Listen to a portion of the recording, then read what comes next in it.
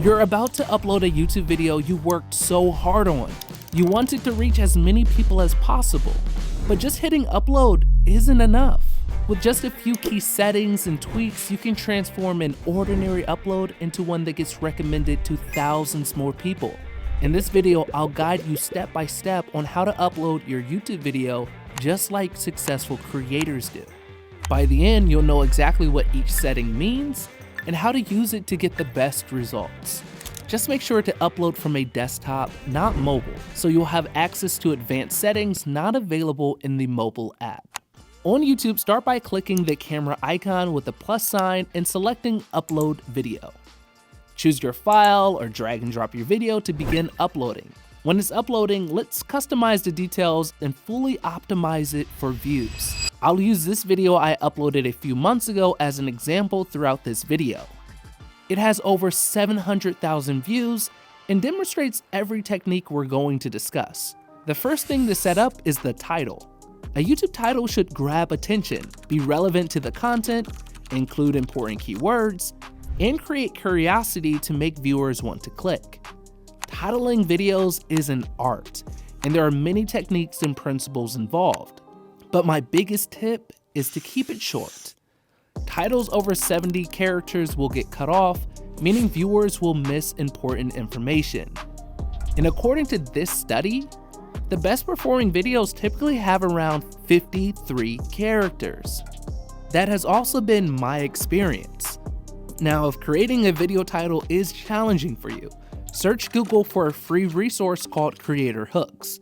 It's a newsletter that explains the psychology behind the best YouTube titles and helps you understand what makes a title effective. Next, write a video description explaining what your video is about.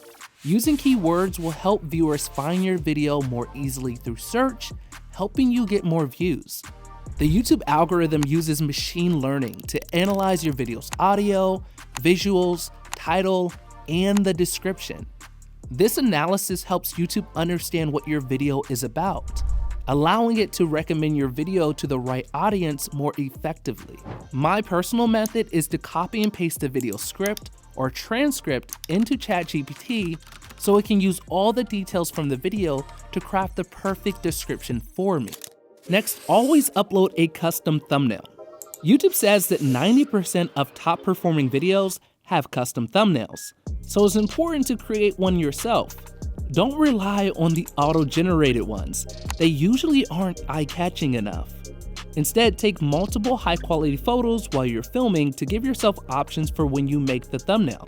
If you're not skilled using design tools like Photoshop, you can use a simple tool like Canva to create a good-looking thumbnail.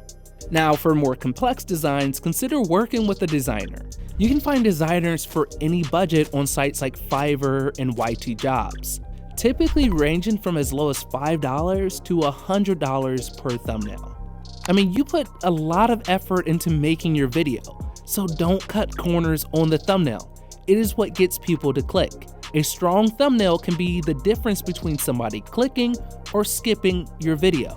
Take your time and look at successful videos around your subject if you need inspiration. Below thumbnail, you can add your video to playlist. Playlists can be added to your video channel page to make it easier for viewers to find related content. We like to create playlists around key themes that viewers can explore, and creators like Ryan Trahan use playlists to organize video series. Just look at how your favorite creators use playlists for ideas, but you can also skip this step if it doesn't fit your needs. Now you need to specify whether your content is intended for children. Selecting Made for Kids will disable features like personalized ads, comments, and notifications. Videos marked as Made for Kids are more likely to be recommended alongside other children's content.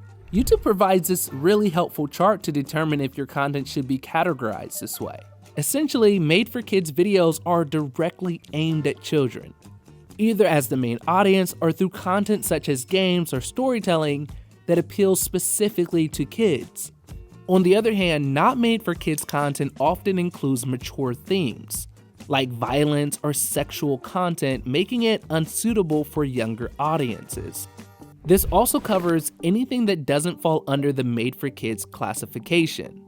You can also age restrict your content if it's not suitable for younger viewers, which will prevent anyone under 18 from watching.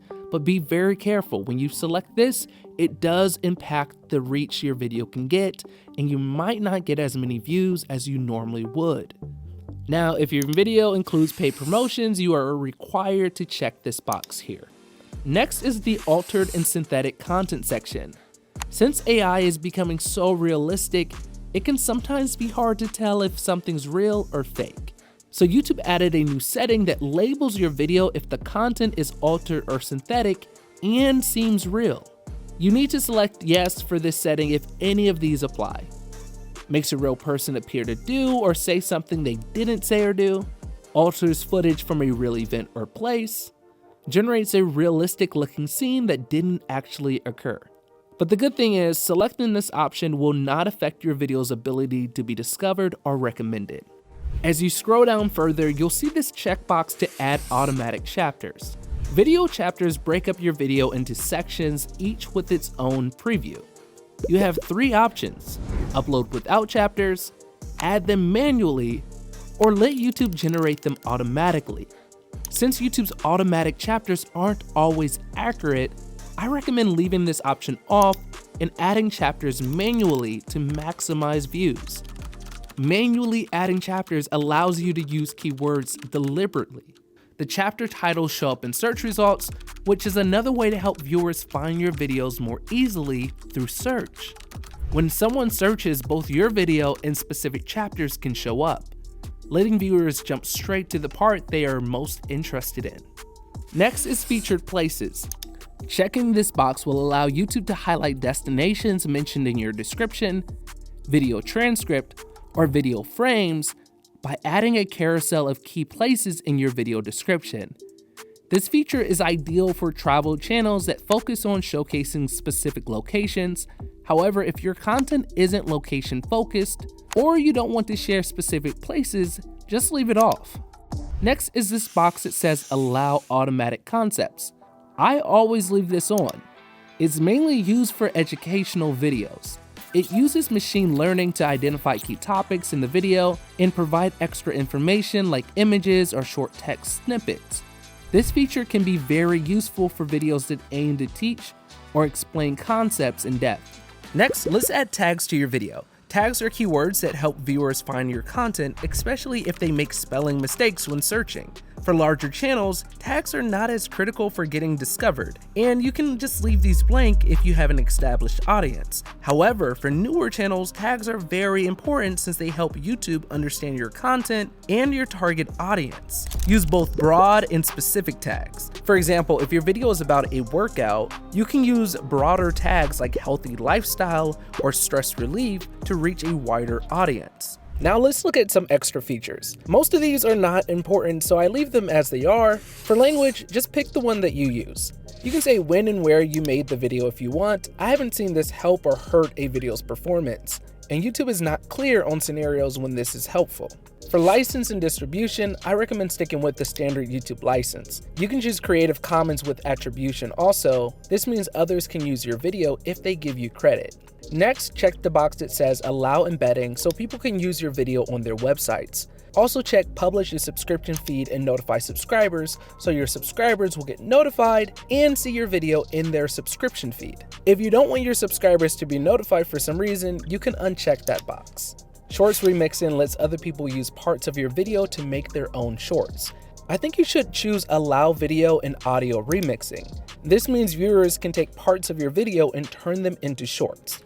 YouTube will show all the shorts that other people made from your video, and your video will be linked on those shorts. If somebody watches that short, they can click here and go straight to your video, which is super nice for getting more exposure. Next, we have category. Choose the most accurate category to help YouTube show your video to the right audience. For comments, you can choose whether viewers can leave comments. I recommend keeping this on and then using the basic moderation option, which lets YouTube automatically flag inappropriate comments for your review. You can use stricter settings, but this means more comments will need manual approval, which can get pretty annoying as many comments YouTube tends to flag are totally fine. So only use a stricter setting if it's absolutely necessary. Then choose sort by top so viewers can see the most interesting comments first. They can always manually change it to newest if they want. If your video is part of a fundraiser, you can join it here. If you have at least 10,000 subscribers and are in the YouTube Partner Program, you can create a fundraiser that others can join here also. Now let's look at the monetization tab. If you're part of the YouTube Partner Program, you can turn monetization on or off for your videos. But remember, YouTube can show ads on your video no matter what you choose here. Back in 2020, YouTube updated its terms of service to state that they can put ads on all content, even if you decide not to enable ads. So it makes sense just to keep monetization on, because if YouTube decides to still run ads on your video, even if you turn monetization off, you won't receive any of the money. Next is ad suitability. Ad suitability lets you self-certify the type of content in the video that might affect the ads you receive. Be honest, if your video gets flagged later for something you said wasn't in it, you could be removed from the YouTube Partner Program. Next is the Video Elements tab. Here you can add music, subtitles, products, and cards. I don't always add these, but I always add end screens. End screens help promote other videos, playlists, or encourage people to subscribe in the last 5 to 20 seconds of the video. For example, we added this video to our end screen and asked viewers to watch it. That video got thousands of extra views just because of this. You should totally be using this feature. Now we go to checks. This is where YouTube checks for copyright issues and duplicate content while your video uploads. In our case here, we've got all green ticks, which means no issues were found. But if you see issues, you can review and fix them before your video gets published. The next step is visibility. This is where you choose how to publish your video. You have a few options: private, unlisted, members only, and public. I suggest you never choose public at the start. First, select unlisted to do quality checks and to let the highest quality version of that video processed. Then make it public. If you want your video to go live at a specific time, set the date and time, then hit schedule, and YouTube will publish it for you automatically. Thank you guys so much for watching this video, and if you enjoyed it, please do me a favor and hit the subscribe button. And if you want to know some news that the YouTube CEO just announced that's going to change the world of video forever, go ahead and watch this video right here, and I'll see you over there.